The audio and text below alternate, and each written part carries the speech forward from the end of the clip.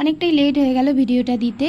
তো সেদিন আমি সব কিছু প্ল্যান করে রাখার পরেও বাবা অনেকটা লেট করে বাড়ি ফিরেছিল। আসলে বাবার সেদিন একটা মিটিং ছিল, যার কারণে বাবা অনেকটা দেরি করে বাড়ি ফিরেছিল। আর তারপর আমি ঘুমিয়ে গেছিলাম। ঘুম থেকে উঠে বাবাকে কেকটা দিলাম আর এই নতুন গেঞ্জিটা দিলাম, যেটা আমার বাবা পরে নিয়েছিল সেই সময়ই। তো বাবাকে কেকটার চকলেটটা দিতে দেখো আমার বাবা কত খুশি হয়ে গেছে। আর আমার মনে হয় সবার কাছেই তার বাবা মা খুব স্পেশাল, তাই জন্য এই বাবা আর মায়ের জন্য নতুন করে কোনো দিন তৈরি নেই, সব দিনই father's day and mother's day.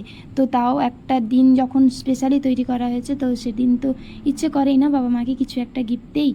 তো যাই হোক, সেদিনও সব দিনের মতোই দেখো সেদিনও আমার বাবা আমাকে কেকটা প্রথম খাইয়ে দিল। তো তারপর আমার দিদিকে খাইয়ে দেওয়ার পর আমার মাকে একটু কেকটা খাইয়ে দিল।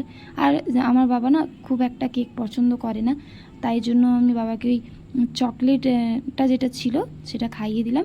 আর তারপর দেখো আমাদের মাঠে কীরকম একটা সাপ বেরিয়েছে।